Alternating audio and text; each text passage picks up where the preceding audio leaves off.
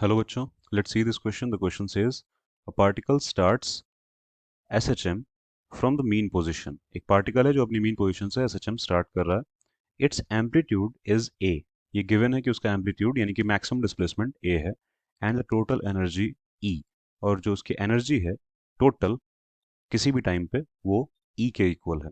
The at one instant its kinetic energy is 3E/4. तो किसी particular time पे किसी पर्टिकुलर इंस्टेंट पे उसकी काइनेटिक एनर्जी की वैल्यू गिवन है टोटल एनर्जी के फॉर्म में जो कि है 3E/4 या 3/4 of E. It's displacement at that instant या at this instant is what. तो उसका डिस्प्लेसमेंट पूछा गया है और जैसे कि यहाँ y इज इक्वल टू करके दिया है मतलब कि इन्होंने डिस्प्लेसमेंट को भी y लेट कर रखा है. तो इस क्वेश्चन में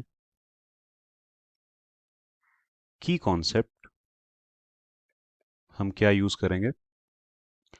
तो एस एच एम की प्रॉपर्टीज ही इस क्वेश्चन में की कॉन्सेप्ट हो जाएंगे हमारे. और एनर्जी रिलेशंस तो एक तो ये और दूसरा total energy is equal to kinetic energy plus potential energy. ये दो हमारे की कॉन्सेप्ट हमारे एस एच एम में यहाँ पे यूज होंगे इस क्वेश्चन में. तो इसके अकॉर्डिंग अगर हम फर्दर सॉल्व करें तो total energy is equal to kinetic plus potential होता है. किसी पर्टिकुलर इंस्टेंट पे काइनेटिक एनर्जी की वैल्यू गिवन है 3E/4.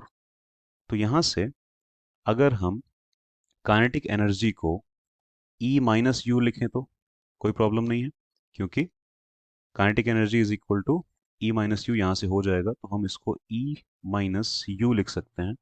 तब कितना हो जाएगा 3E/4. इसको फर्दर सॉल्व करें तो आएगा U is equal to E-3E/4. अब यहाँ से पोटेंशियल एनर्जी उस इंस्टेंट पे आ रही है 1/4E. क्योंकि यहाँ से हम अगर E कॉमन ले लें तो 1 - 3/4 होगा जो कि 1/4 आएगा फाइनली.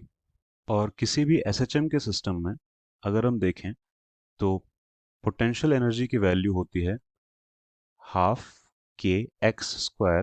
यहाँ पे डिस्प्लेसमेंट y है इसीलिए हम इसको लेंगे हाफ के वाई स्क्वायर. और टोटल एनर्जी की जो वैल्यू होती है वो होती है हाफ के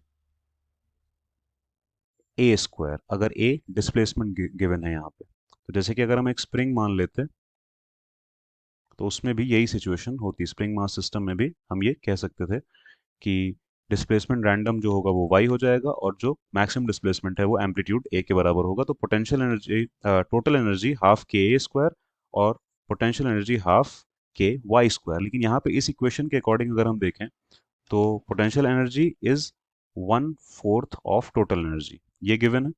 अब यहाँ से हम फर्दर सॉल्व करें तो y की वैल्यू इस इंस्टेंट पे हम निकाल सकते हैं.